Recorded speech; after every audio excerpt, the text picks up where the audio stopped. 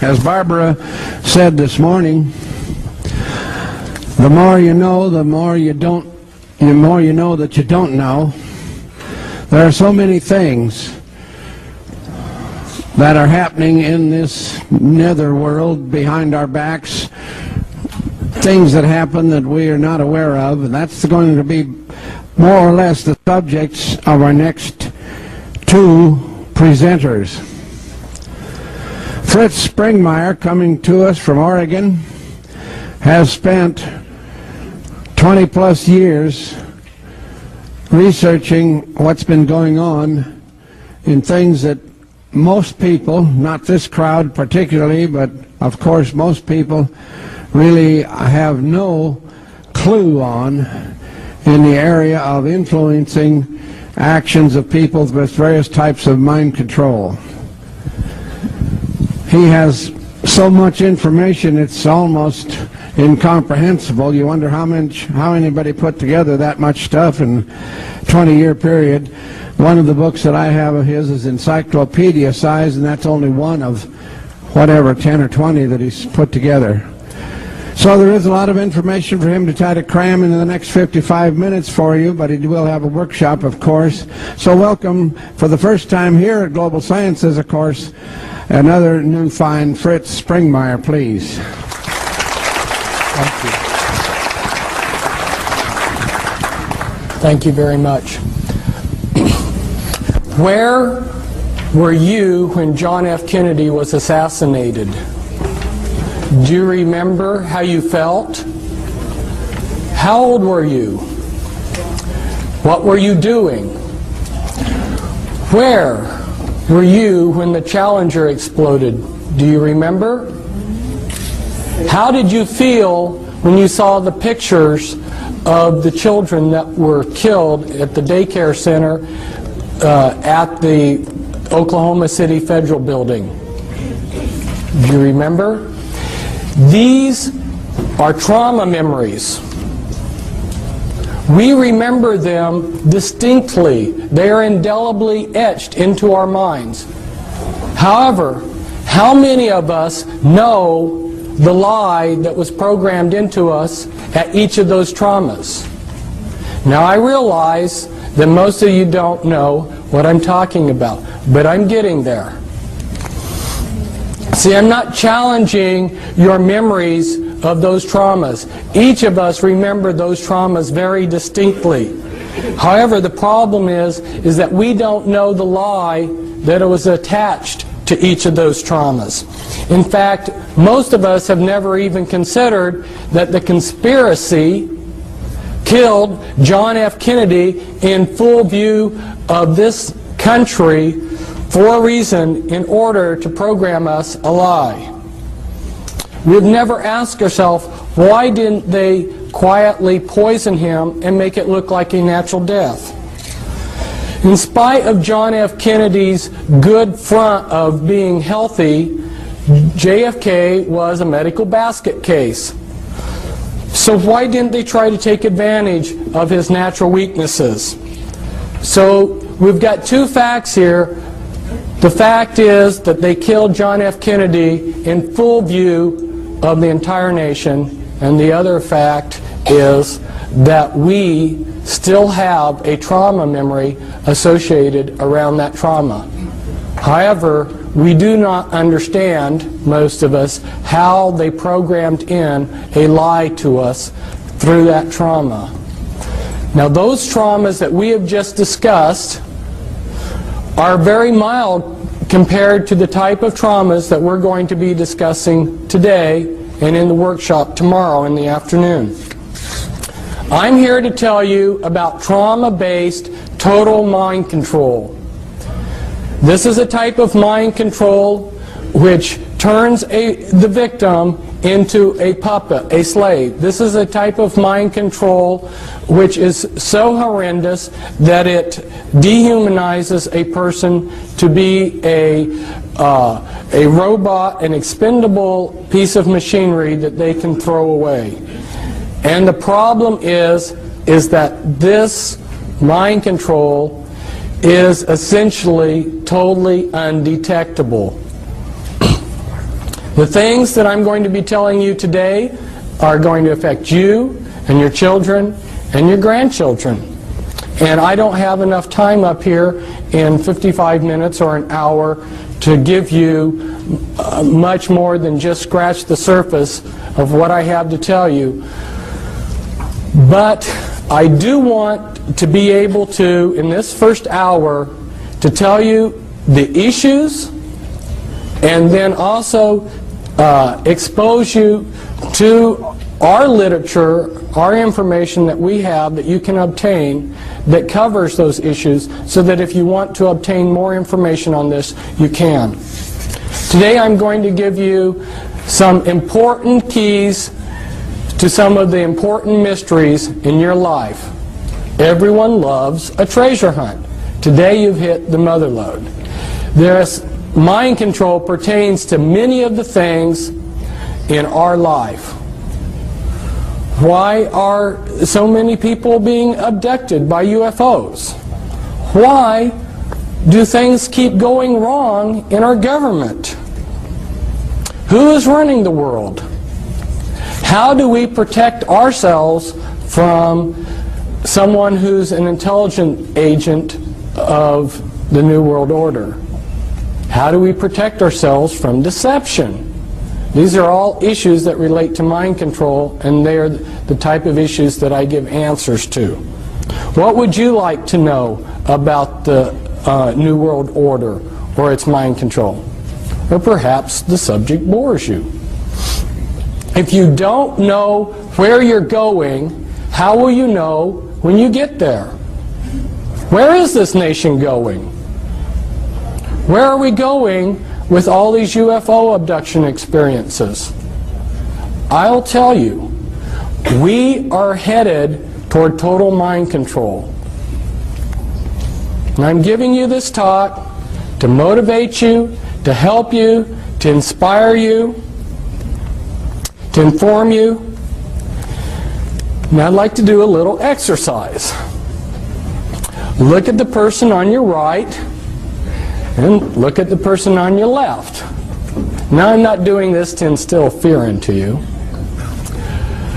But the reason I wanted you to look at the person on your right and the person on your left and then yourself is because one or all of you may be under this total mind control and not even know it. But I'm not saying this to instill fear into you, but I'm trying to motivate you out of your complacency. Because after I found out about this horrendous mind control, which is being carried out on such a grand scale, that my life became insignificant compared to the suffering of the millions of victims. And that's why I've dedicated my life to stopping this mind control, or doing as much about it as I can. But I can't do it all by myself, and nor can I succeed with my co-author, Cisco Wheeler, back there, but we need all of your help. Now, this has been a great conference. There's been a lot of great speakers. But if I was to sum up this conference, I would sum it up as saying mind control and disinformation. What do I mean by disinformation? Today, people don't understand what disinformation is. One needs to go and study, which I have done, how these intelligence agencies that disseminate disinformation, how they operate, and what kind of disinformation they put out. A very good example of this is MI5 and MI6, British intelligence. Maybe a lot of you are aware that British intelligence created American intelligence. And British intelligence is extremely powerful. Before World War II got started, the British had infiltrated the Nazi spy apparatus so that every German agent that was recruited into the Nazi apparatus that was spying on Britain had to become a double agent. 100% of the German agent spying on Great Britain was a double agent for the British. And anyone who joined those spy cells had to become a double agent, or they got dropped, so they kept the continuity. Through those double agents, they disseminated disinformation to the Germans. If you will study the type of disinformation that they fed through those German agents, you'll get a good idea of the type of disinformation that's being disseminated to you all through double agents. Some of them have been up here as speakers. You may think that disinformation is simply passing a lot of lies. No. Disinformation has to look like the absolute truth, but you slip in a little poison with it. So some of these double agents that the Nazis had received very big decorations by Hitler. In fact, one of these British agents, double agents, received the highest award that Hitler could give him, while at the same time he received the highest award that the British could give him. Kind of interesting, huh? An example of how disinformation works. You give 99% true information, and it's that one little piece of disinformation that's the clincher. So through their spies, they fed the Germans the range of their naval radar, but they understated it. Well, the Germans were excited to get any information on the British radar, their naval radar. When the Bismarck sailed, and you're familiar with the battleship Bismarck, because their intelligence agencies had been fed this shortened range of the naval British capabilities of their naval radar, that one little piece of disinformation, they made a big mistake, and that mistake cost them the Bismarck. So see, this is how critical it is to understand how a speaker can get up here in front of you, he can give you 95% good information, and it's that 5% poison that he's going to give you that'll be the clincher. It's very hard to understand, for most of us to understand how disinformation comes about. Now, my co-author back there, she said, "Fritz, you're not going to hold back on these people, are you?" Well, for those of you who don't know me, if you watch that movie Braveheart, when I watched the movie Braveheart, I realized that's me, you know. I've been trying to fight these people, and I've got the same spirit. No, I'm not going to hold back on you people, and I don't think you want me to hold back. You want the whole truth, and I'm going to give you the truth as best as I can. And some of you who don't know may be wondering, who is this Fritz Springmeier character?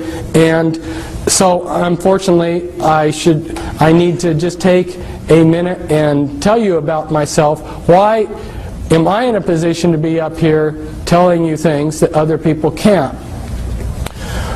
I think it goes back to several generations before me. My great-grandfather was a very insightful, wise, intelligent, good man. He lived in Germany before World War I, and he saw, because he was insightful, what was coming. So he escaped in a wagon underneath some sacks of grain across the border into the Netherlands, because he saw that a world war was coming at a time when most of the world was just having a good time. And I think God honored the desires of his heart not to be involved in all the warfare that he saw coming to Europe, because he had 5 sons, and they had a lot of sons, and not one of his sons or grandsons ended up fighting in a war, because their age staggered them so that none of them ever got drafted. That's pretty amazing. And then if we look at my father he's still alive. He's exceptionally brilliant man. You would call him a genius. And as I grew up, he allowed me to ask 1,000 questions. You know, I sat there and pestered him the whole day, asking him questions, and he would answer them. And he never got tired of that.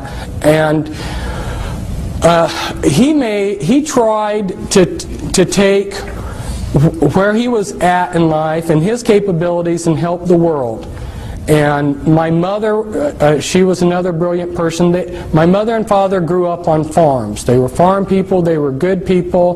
They were not associated with the system at all, nor have any of my relatives, except for one of my dad's cousins in World War II, because he was a genius, worked on the Manhattan Project.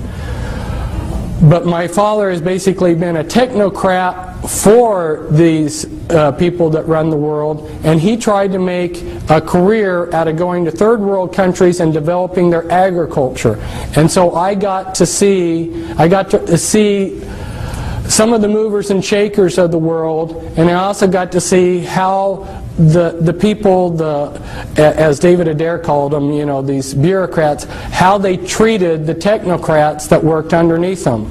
My father was sent by the U.S. State Department aid program to Nepal when I was a child to develop the Nepalese agriculture, and he painstakingly typed up a big, massive report of their state of affairs all over the country, which he traveled on by foot and by jeep, and when he said, and a plan to improve their agriculture, and they had lost it within 2 weeks, and that was back before there were photocopy machines. So I saw how saw time and time again how the people that are running this world just played around with people like my father, who sincerely wanted to improve this world, this planet.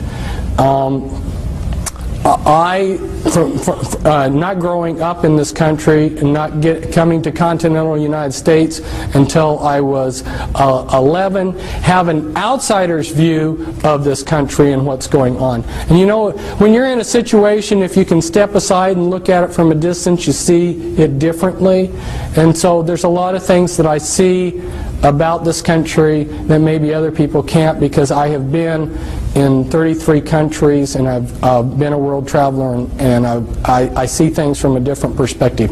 Plus, when I was in Nepal, we didn't have television. I spent a lot of my idle time reading Encyclopedia Britannica, and I went to a private school that when I came to the United States, I was 2 years ahead of the kids in public school. So that gives you a little bit of background of why, having been a truth seeker who's devoured books every day and have interviewed countless numbers of people and done all kinds of research, that gives you a little bit of background as why I'm up here telling you some of these things rather than somebody else. What I've seen at this conference so far, there's been a lot of things that pertained to my research on mind control. Our Japanese speaker last night, he talked about blood pressure in the head and how he went out to find out. It was so frustrating for me this last week. I tried repeatedly to get a chance to tell him why he didn't find any information on that when he went out there looking in the medical books. Because see, I have been spending time researching mind control and what these people are doing. And there's a cerebral spinal fluid, as well as the brain, the blood pressure in the brain, and a lot of other things that he's not aware of that have been suppressed by these people.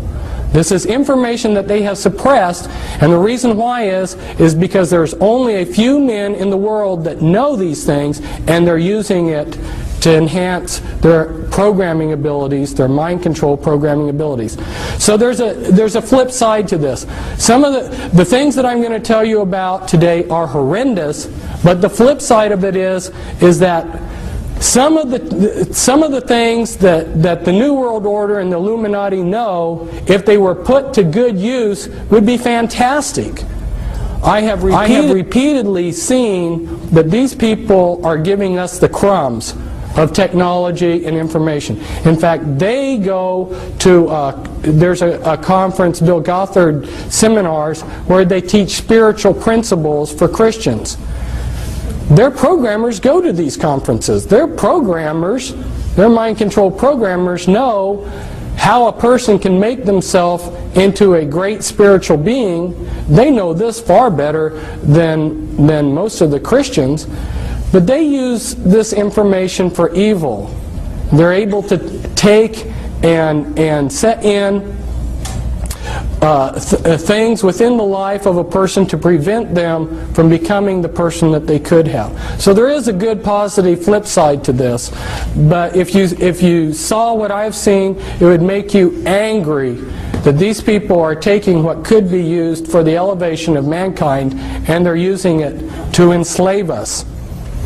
Now, as I go through this, I'm going to touch on a whole variety of things because, like Dean was telling me, he says my audience knows a lot about the Illuminati. The thing of it is that the information, the level of information that I'm putting out about the Illuminati, unless you've been in touch with my information, you haven't heard it before, because that's a much deeper level than what the people are telling you. So I need to just touch on some things so you see the type of information that you can get.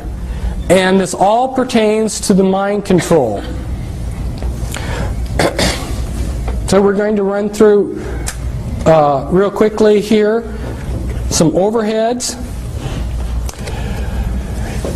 Around this date, Admiral Stansfield Turner, who was head of the CIA, went before a congressional subcommittee, and he admitted to them that yes, the CIA is carrying out mind control on countless numbers of unwitting American victims. And he even went so far as to say the basic methods that they use in this mind control: hypnosis, drugs, and torture. And around this period of time that he was addressing the congressional subcommittee, why the New York Times had this article. Here they mention a couple names of these are mind control programmers: Dr. Ewan Cameron and Dr. Louis Jolyon West. They were two examples of mind control programmers.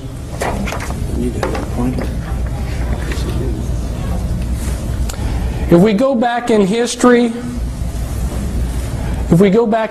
you'll see that our governments are just carrying out methods of control that were written about long ago. And those of you who have been associated with the Army realize that they have a lot of pamphlets and books for their people. This was a handbook for chaplains, and inside this handbook for chaplains, they tell all of the religious groups that are recognized by the U.S. military, and one of those groups that's officially recognized is the Church of Satan, so that if you are a satanic priest in the Church of Satan, you are exempt from the draft because you're a clergyman.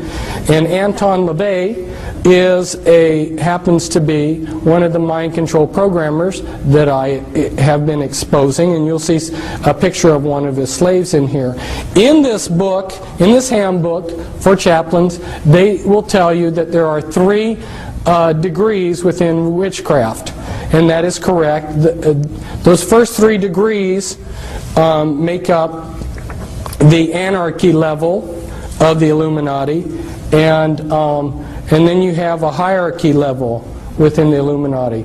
Last summer I went out on speaking circuit of 14 major U.S. cities, and there was a tape made, a professionally made tape in a television studio where I explain charts like this, explain a lot. So I strongly recommend that you get that videotape because it gives an excellent overview of a lot of things.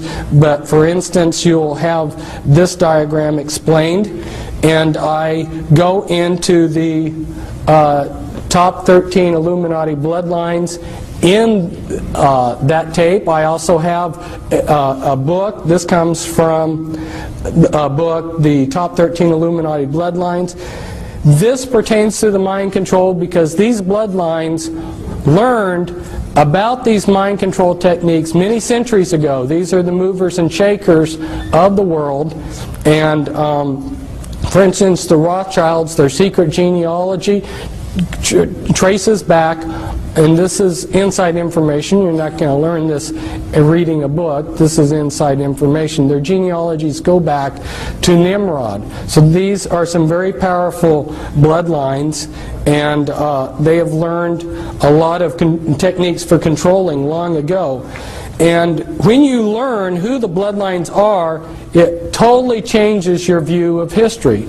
Now, for instance, Grant and my co-author back there, Cisco, who I brought out of the Illuminati, her father was a programmer, and parts of her were used for programming.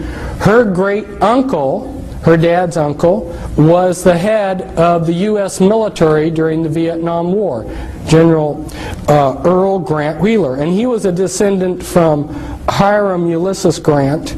And Ulysses Grant was of the Collins bloodline and of the Delano family bloodline. Two very powerful bloodlines. And you may have thought that he was just a common, ordinary person. So to understand what's going on, you really need to understand these bloodlines. And that's why I encourage you to get the book that we have back there, the Volume 1 book, the Top 13 Illuminati Bloodlines. These are just some representatives of those bloodlines. And these are Illuminati members that I'm showing you here that are representatives of the different bloodlines.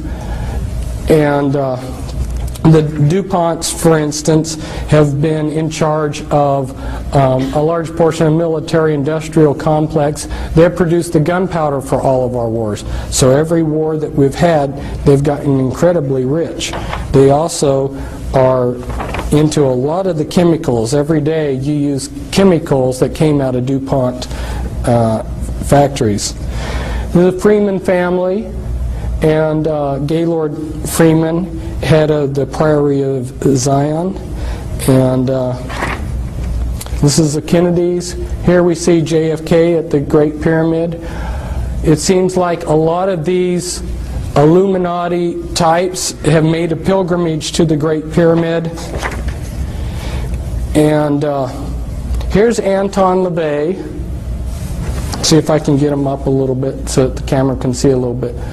This is Anton LaVey with one of the members of his church, Sammy Davis Jr. Sammy Davis Jr. was part of Rat Pack, which were working with the intelligence agencies and were Satanists.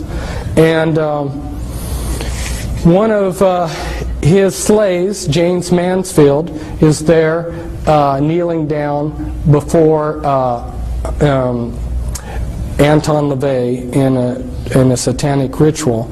And here was the first presidential model sexual slave that they allowed the public to see. This is Marilyn Monroe. She both James Mansfield and Marilyn Monroe had sexual relations with John F. Kennedy. And here I believe that you can see her switching personalities. When I start talking to you more about how the mind control is done, you'll understand what I mean by switching personalities, because they create programmed multiples where they get a Dr. Jekyll, Mr. Hyde effect.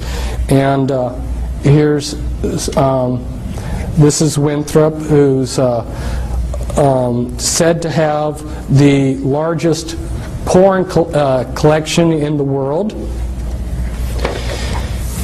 And the mind control slavery relates to the porn, the type of porn that they do too. This is Guy de Rothschild, very powerful man. His bloodline will have the Antichrist, and that's his son, David. And here's the Russell family, and representatives of the Russell family. And here you see Bill Clinton. This is a hypnotic induction for a mind-controlled slave. It hypnotically inducts them. And then you have William Huntington Russell and Samuel Russell, which tie back into your slave trade. So see, these people, these Illuminati families have been involved in slavery for a long time, and have been involved with mind control techniques for a long time. A lot of what they did with the black people was for purposes of, they were very skillfully using trauma and divide and conquer against the black people when they enslaved them. And I don't have time to go into all the ideas behind what they did to the black people, but just leave you with the idea that the reason that they brought over the black people like they did in the ships, with so many dying, and the way they separated them from their past and everything, it was all utilizing mind-controlled techniques. And this is some other Illuminati bloodlines here. The Lee family, Li Ka-shing, billionaire in Hong Kong. Some others.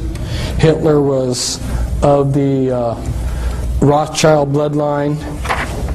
I found out that Scotland was very important to all of this, and I just highlighted some of the Scottish clans that were involved in the Illuminati.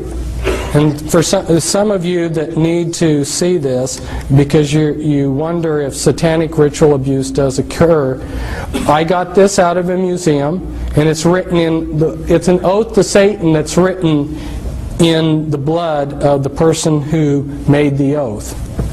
And this is very standard for people within the Illuminati. And this all relates to how the mind control is done, because a lot of you can't separate the rituals, the satanic rituals, from the mind control programming. They dovetail in. But they're also using alien themes in the mind control too. And again, I will explain this in the videotape. It's a castle in Belgium, an important castle of the Mother of Darknesses, which is a rank within the Illuminati. This is the front entrance to it. The Illuminati have set up objectives. Okay, and then those are broken down into components, and then they use different parts of society to bring those objectives about. They want things to happen as if they're happening naturally.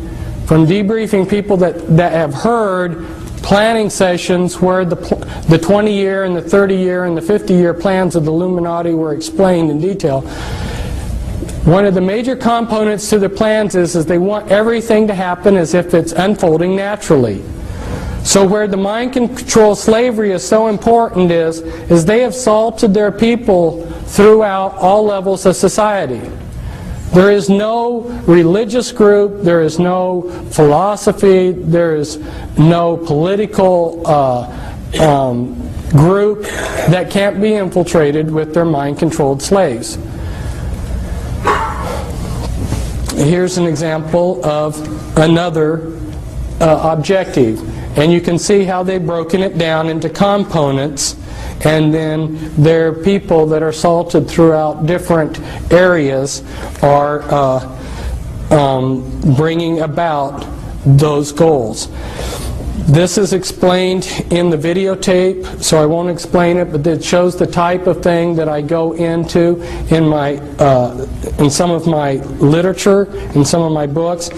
And this is the Illuminati occult area boards that when they went to make federal regions, they copied the boundaries that the Illuminati occult area boards already had. And again, this is the type of thing that we talk about in the videotape. And you may say, what does this have to do with mind control? It's because healthcare and control of grains and all of these different things that we see being controlled behind the scenes, the way that they are able to control them is with these programmed multiples. And that's why people are saying, well, I can't believe that there's a conspiracy because I don't see it. No, it's being very subtly done behind the scenes. Here, Alice Bailey, who was connected to these people, was head of Lucis Trust and wrote quite a few books, started 140 New Age groups. She writes, "Years ago I said that the war which may follow this one would be waged in the field of the world religion. Such a war will not work out, however, in a similar period of extreme carnage and blood. It will be fought largely with mental weapons and in the world of thought. It will involve also the emotional realm from the standpoint of idealistic fanaticism. This inherent fanaticism found ever in reactionary groups will fight against the appearance of the coming world religion and the spread of esotericism. The coming struggle will emerge within the churches themselves." She's talking about mental weapons. Now, she doesn't spell it out here, but what she's talking about is the mind control that I'm talking about. And the name of her book's very appropriate. It's an externalization of the hierarchy. What was done in secret in these secret societies that tie in with the Illuminati, what was done in secret 100, 150 years ago is being externalized into society. And part of the way that they're doing it is through the mind control that's got an alien script to it, and through people that are seeing things and dreams and so forth. You know, one of the ways, see, my father was just naturally smart, but there weren't enough naturally intelligent people for the New World Order types to take advantage of. If you understand what they need to run their computer systems and to do the type of research that they needed to have some trick to get enough geniuses to really move rapidly forward with what they wanted to accomplish. And they discovered that if they scarred the brainstem, they could create somebody with a photographic memory. And so a lot of your people out there that are geniuses working for the system are mind-controlled slaves that have their brainstem scarred as a child. They've been given a photographic memory, and they've got programming. Now, how do they control these people? Well, they are releasing technology at a rate that they have decided upon, and they release that. If you're a mind-controlled slave, a lot of the ideas that you will get will come as dreams. Okay? They're controlling the various Christian denominations, various Christian religions. They're controlling the New Age movement. Your New Age prophets that are seeing things. Where do you think this stuff is coming from? And that's why I was so pleased to see Raylan Russbacher tell you her own personal story about how she discovered that the things that she had been channeling were actually being channeled through her via mind control from the intelligence agencies. This is, it doesn't show up very well on here, it's such a beautiful picture, but it's the inside of the House of the Temple of the Supreme Command of the Supreme Council, of the 33rd degree of the Scottish Rite Freemasonry in New York City. The House of the Temple here, one site for programming, one place for the Grand Druid Council to meet in a room there. Here I'm at a programming site, and this is the Presidio, and this is real near the Presidio, the Palace of Fine Arts, and where Illuminati have done rituals. Here's some more pictures from the area. You'll notice that the Sixth Army has the satanic hexagram within a circle with the satanic anarchy A inside of it, and a lot of their staff are Satanists. This is some more sites around the area used for programming. This is a on the Presidio, where the Illuminati have had some rituals inside of there. And in the distance here is Alcatraz, which has been used for ritual programming. This is Tavistock, which is a site that's been used for mind control programming. Rothschilds have used Tavistock quite a bit.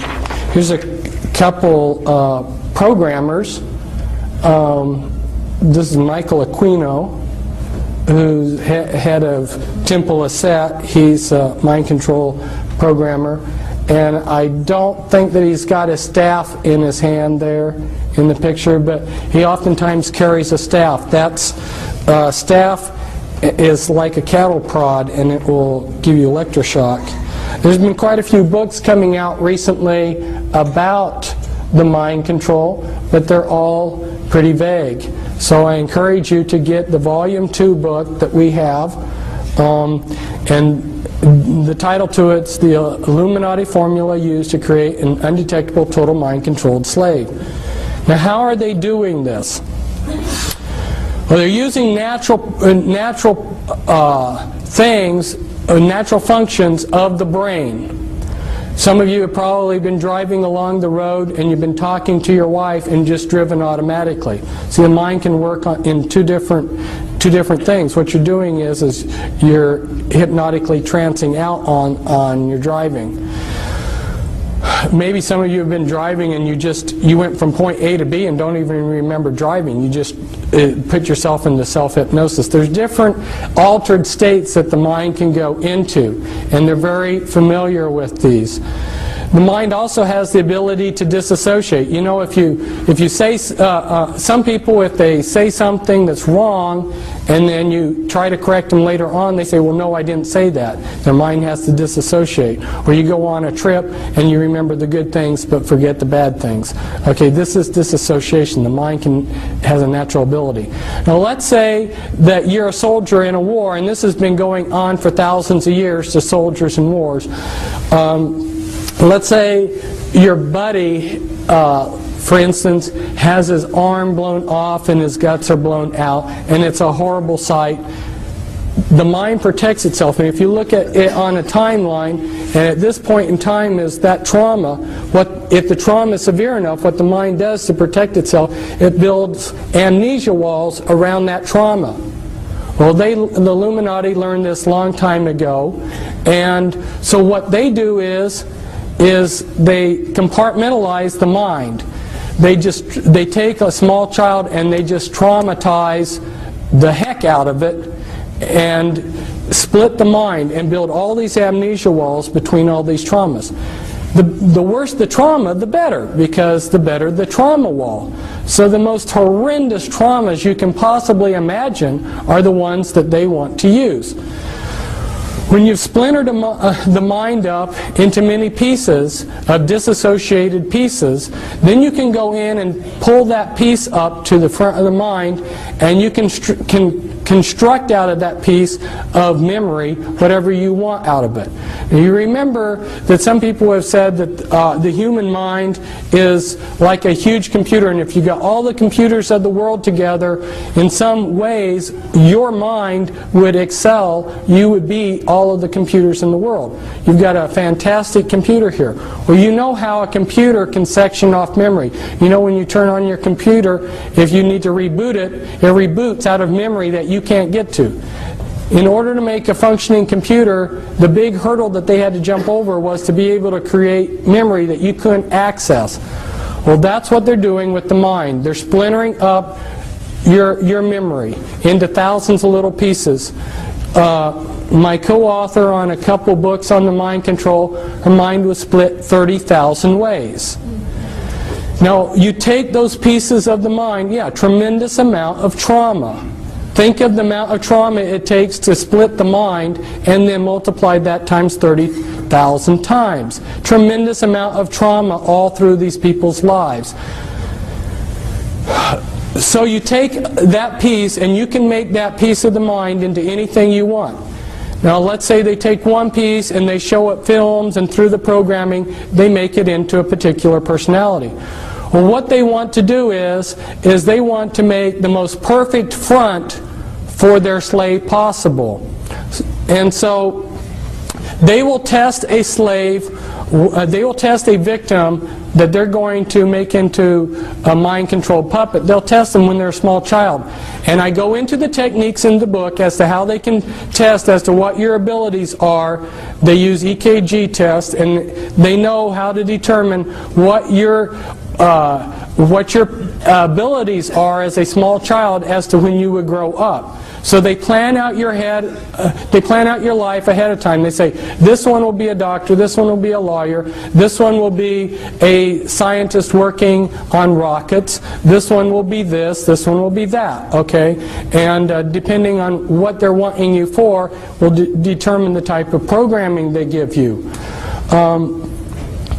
So it's very systematic, and because the movers and shakers of the world have all of the resources, basically, they can move these people into whatever field they decide for them, so they become the top of their field. Now, their front personalities are very legitimate, sincere people. They don't know about the Dr. Jekyll, Mr. Hyde effect. Imagine yourself being a Christian minister and horrors of horrors finding out that you've got disassociated parts of yourself that are Satanists, that are satanic, that go to Illuminati rituals. We recently had a minister fly in with his wife. He heard me speaking last summer on my lecture circuit, and when he heard me talk about the Illuminati, he realized there's nobody else that understands the Illuminati or the type of programming I have that can help me. There are very few people out there that understand this. That's why he came to visit us. That's one reason why I needed to talk to your people, Dean, about the Illuminati, is because since we have been here in this conference, there have been a number of people that have come up that have discovered that they have this kind of programming. They've gotten our material just since we have come to this conference. And there's other people probably that will learn it too. And so it gives people that are victims of this some confidence that there's somebody out there that will understand them when they hear that there's a few people like myself that really understand in depth what the Illuminati is all about. Now, this comes from a book.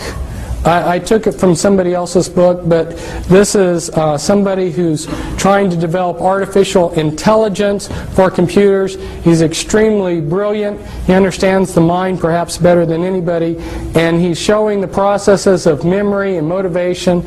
And I'm just throwing these diagrams up to you to show you that the natural mind is not one monolithic thing, but it's many components. And the Illuminati understand what those components are and how to divide the mind from itself and how to control those processes. For instance, if you electroshock somebody, you destroy their short-term memory for about 24 hours.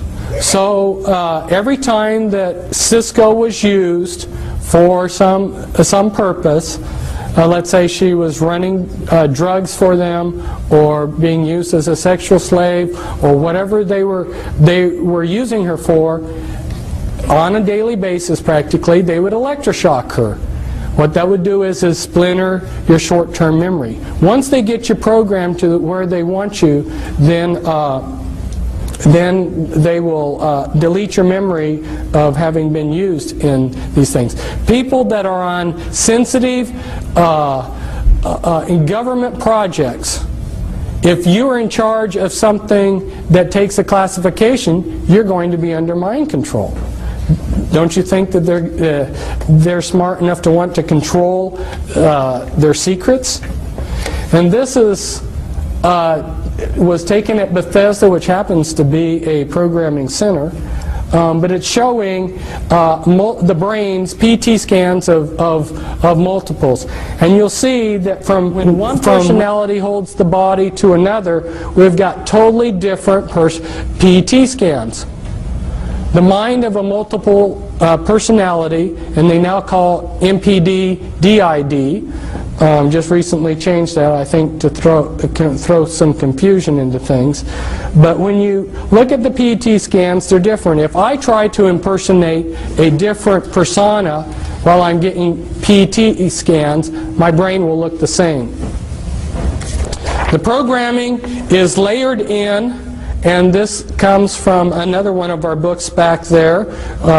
Cisco did amazing drawings where she invited her different alters, her different personalities to work together on putting down on paper what they were seeing, because they had no talk programming. And the programming that is so sophisticated, in the 3-hour workshop, I'm going to try to go through step by step and give you more of the details of how it's done. And of course, you've got the Volume 2 book, which explains it from A to Z too. But there's so much to talk to you about. I mean, how they're using implants, and on and on and on. And I'd love to tell you everything that I know, but as they go in and splinter a person's mind into thousands of disassociated pieces, they have to put those pieces together in some fashion that's going to be useful to them. So then they're structuring. And as they build the structures, they like to use structures like this. Like this is an infinity type structure, so that the person being programmed, they get a feeling like there's no beginning or no end to the programming. It gives them a hopeless feeling. But the type of sophistication, the level of thinking in this programming is so in-depth. This is when they're doing the structuring. This is the beginning of a chart showing the beginning of some structuring that they're doing. And then when the master finally, the programmer or the handler finally has finished programming the slave, he will have a 3-ring binder, a laptop computer with pages that look like this, and if he wants to call up a particular altar, he would say, like Brown Levi 2003 11A, Brown Levi 2003 11A, Brown Levi 2003 11A. That right there would be the access code to pull up a particular personality that they would want. And a lot of these personalities will not live in reality. They live in a total science fiction world. They've been dehumanized. Here's how one of Cisco's alters perceived herself. And they use Walt Disney movies for the programming. As you can see, this is from a Walt Disney movie where a doorknob it takes on life. If you showed a Walt Disney movie like this, you're creating the images for them to use hypnotically as they go in and do the behavior modification and hypnosis on that altar. And so this could be used to create a doorknob alter within a person's mind. And as they go through the dehumanizing process, like in Cisco's system of altars, all but the front altars in her had lost their hearts. They did hypnotic surgery where they took out the hearts out of these altars and replaced them with a heart of stone. So and that's so that these people can't give their hearts to Jesus. Because if you would talk to these altars and say, give your life to Christ, they'd say, I don't have a heart. I'm not a human. And then they've been dehumanized to think that they're maybe a horse or a dog or a cat or whatever. They build bodysuits out of implants. And you heard about last night about the biochip, how they're able to make a miniature computer that's very, very tiny, the size of a cell or even less. That's true. And they attach these tiny. You have to understand how computers are made. All a computer is an on-off switch.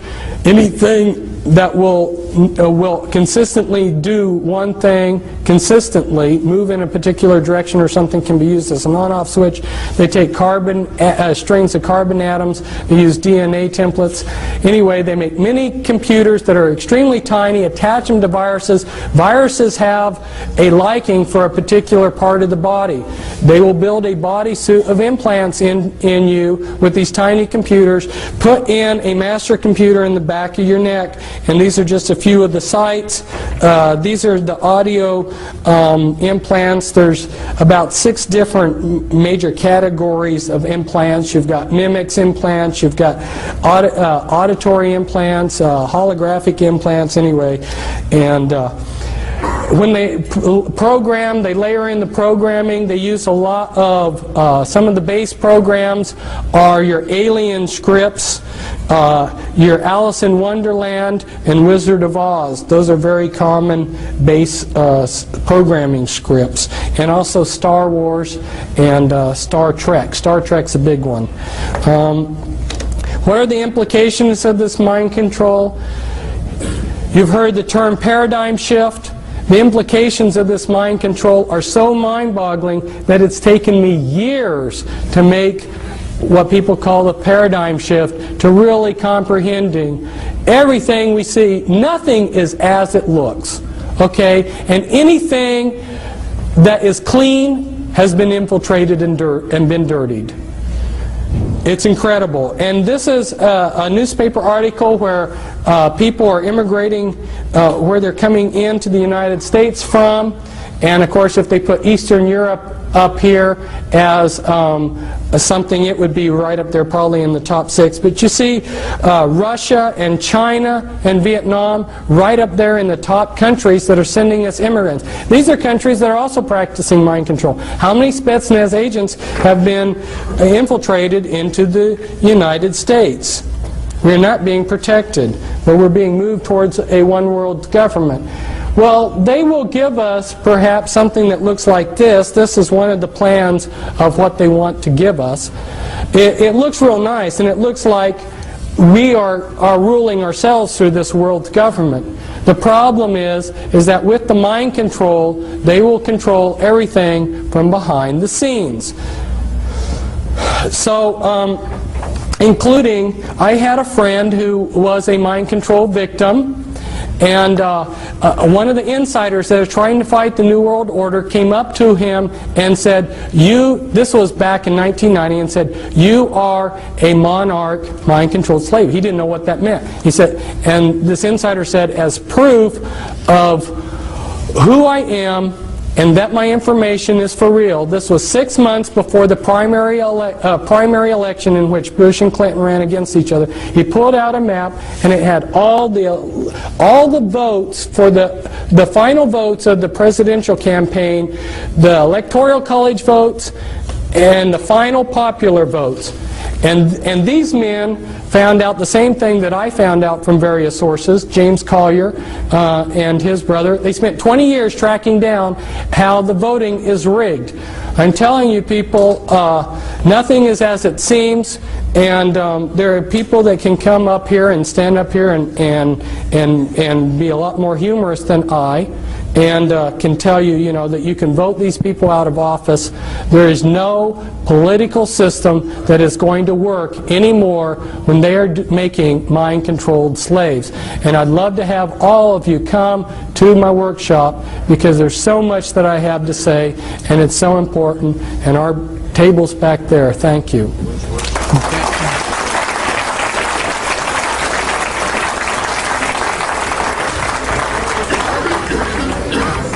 Again, thank you very much.